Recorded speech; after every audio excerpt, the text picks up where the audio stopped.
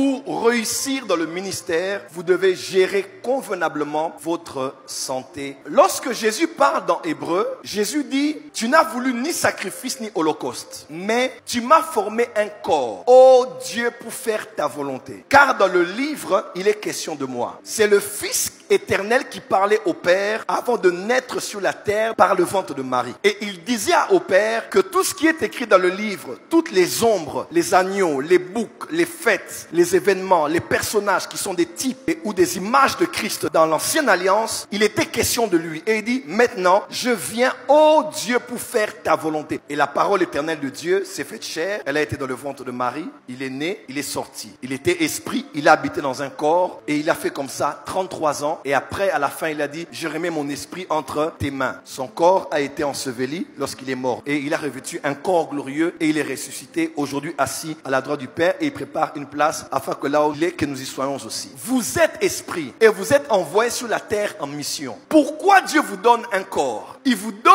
un corps pour faire sa volonté. En fait, il y a une volonté attachée à vous. Cette volonté s'appelle la vision, la mission, le but, la vocation. En tant qu'esprit, pour accomplir ça sur la terre, dans le plan de Dieu, les cieux sont à l'éternel, mais la terre, il les a donnés aux fils des hommes. À vrai dire, les esprits ne sont pas les bienvenus sur la terre. Voilà pourquoi ils ne font que errer ça et là. Et ils ont besoin d'habiter dans une maison. Parce que le domaine de la terre est le domaine de l'homme, de Adam. C'est le domaine de ceux qui ont des corps. Voilà pourquoi tout esprit qui fonctionne sans un corps est illégal. Les esprits ont besoin d'un corps pour fonctionner. Voilà pourquoi Dieu devait être fils de l'homme pour sauver les hommes. Parce que l'invisible a besoin du visible pour toucher les visibles. En fait, le corps que tu as, ce n'est pas pour t'habiller, ce n'est pas pour manger, ce n'est pas pour dormir, ce n'est pas pour te parfumer. Le corps que tu as là, c'est l'enveloppe charnelle qu'on a donnée à ton esprit pour que tu accomplisses dans les années qu'on t'a donné la volonté de Dieu pour toi dans ta génération. Ainsi, lorsque ce corps meurt avant le temps de la fin de ta mission, tu peux échouer ta mission. Posez-vous un peu la question. Pourquoi dans la plupart des prophéties qu'on reçoit, c'est toujours l'esprit de mort? Pourquoi Dieu a donné à beaucoup de gens les dons de guérison? La guérison vient d'abord par l'imposition des mains. Marc 16. La guérison vient aussi par la prière de la foi. Jacques chapitre 5. La guérison vient aussi par le don de guérison. 1 Corinthiens 12. Pourquoi il y a autant de voies pour être guéri dans le corps? Parce que Dieu a prévu la puissance de la guérison pour que ton corps continue à être en bonne santé afin que tu accomplisses la volonté de Dieu pour toi. Aujourd'hui, si tu es malade, un autre ira prêcher à ta place. Aujourd'hui, si tu es perfusé, un autre ira prophétiser à ta place. Aujourd'hui, si tu as un accident, un autre ira chanter à ta place. Aujourd'hui, si tu meurs, on va aller trouver un autre prophète, Joël Francis Tatou, quelqu'un d'autre qui fait ce que toi tu fais. Pourquoi? Parce que tu n'es utile que tant que tu as un corps en bonne santé pour permettre à l'esprit, à l'onction sur toi d'opérer et de visiter les gens. Pour réussir dans le ministère, à part tout ce qui est de surnaturel, à part tout ce qui est d'organisationnel, d'administratif, écoute-moi très bien, tu dois bien gérer ta santé. Et ça, c'est très important. Un homme a dit, la santé est un trésor qu'on ne découvre que lorsqu'on tombe malade. Prenez bien soin de vous. Tu ne découvres la valeur de ta santé que quand tu commences à perdre la santé. La bonne santé est le premier capital que Dieu te donne pour accomplir le ministère. Le ministère demande beaucoup. L'onction, c'est comme une drogue. Quand tu commences, tu ne veux pas t'arrêter. Des fois, on monte, on ne sait pas comment atterrir. D'autres atterrissent dans des films, d'autres atterrissent en dormant, d'autres atterrissent dans la relation sexuelle avec leur femme, d'autres atterrissent en jouant au jeu, d'autres atterrissent en allant prendre de l'air. Difficile d'atterrir quand on est sous l'onction. Et ça va toujours te demander beaucoup. Et plus tu es utile, plus tu es sollicité. Parce que quelqu'un pour qui tu as été utile va dire à sa tante là-bas, voilà un homme qui m'a parlé de la part de Dieu. Demain, la tante vient. Elle vient avec son mari. Et puis tu parles sur le mari. Le mari aussi va parler à son chef de qui tu as prophétisé. Donc, plus tu es utile, plus tu es sollicité. Et plus ton corps va se lasser et va se fatiguer. Robert Liardon,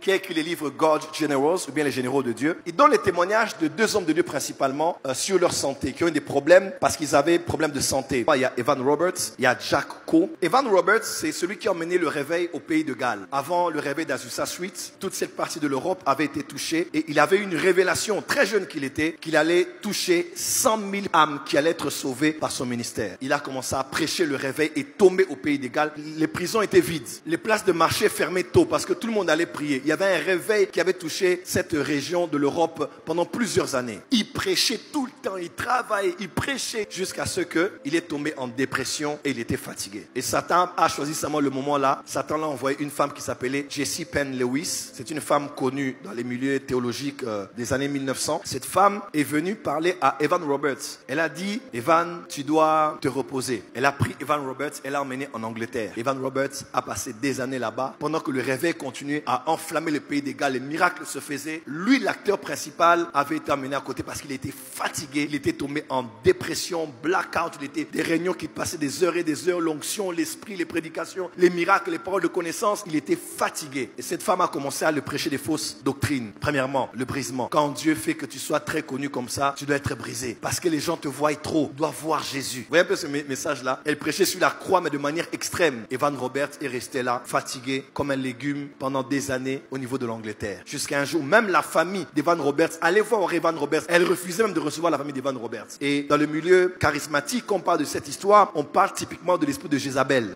Satan, au moins, avait utilisé cette femme pour bloquer cet homme dans des fausses doctrines, de brisement extrême, de la croix extrême. Et on l'avait bloqué là. Et le réveil du pays des Galles a commencé à baisser.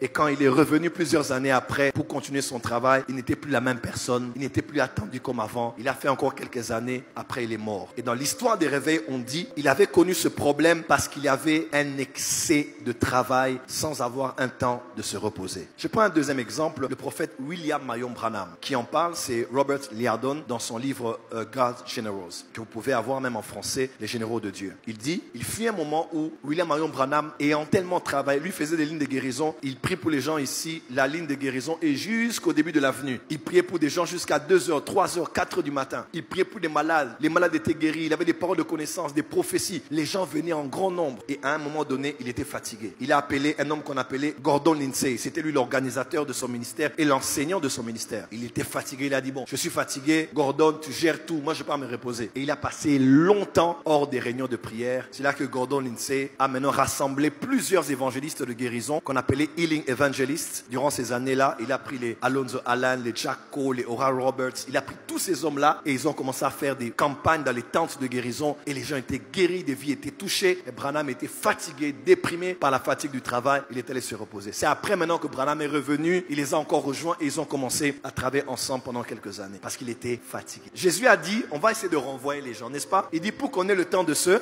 reposer. Je suis souvent avec les pères, les aînés. J'ai déjà été avec nos pères, même ici à Kinshasa, en parlant avec des pères dans des réunions un peu où les pères se lâchent. À la fin, quand on demande de boire du coca ou du Fanta ou du... Plus d'une fois, j'ai vu des pères dire, hé, jeune homme, toi tu bois ça? Il dit, ce n'est pas bien, ça va te tuer. Toi tu manges ça? Ce n'est pas bien, ça va te faire du mal. Et quand ils ont commencé à me raconter, eux, à l'époque des réveils par exemple, des réveils des cités Bethel, de tous les réveils là, Maman Oulang, ils font ça, ils faisaient les retraites de fois des 7 jours à sec. Et pour rompre le jeûne, on rompait le jeûne avec du foufou. Talabadi foufou, des boules de foufou, des morceaux de poulet, avec du coca, avec du Fanta. Sans savoir qu'on ne rompt pas le jeûne de cette manière-là. On y va doucement pour rompre le jeûne. Des fois, c'est eux-mêmes qui devaient modérer, prêcher. Et avec son ami, il fait l'interprète. Après, il prie pour les malades, ils reçoivent les gens jusqu'à 1h, jusqu'à 2h. Et quand l'esprit descend là-bas, ils font la prière avec les intercesseurs pour un cas de délivrance jusqu'à 8h. Le temps de dormir un peu. Les gens sont déjà devant la porte en train d'attendre la prière. Et ainsi de suite, fatigués, déprimés. Et plusieurs ont connu des divorces. Et plusieurs ont eu des problèmes de diabète, mauvaise gérance du sucre, n'est-ce pas? Avec tout ce qu'on boit, n'importe comment. Et surtout les heures de manger. On finit le culte à 21h, on reçoit les gens, on mange à minuit, on mange à 1h.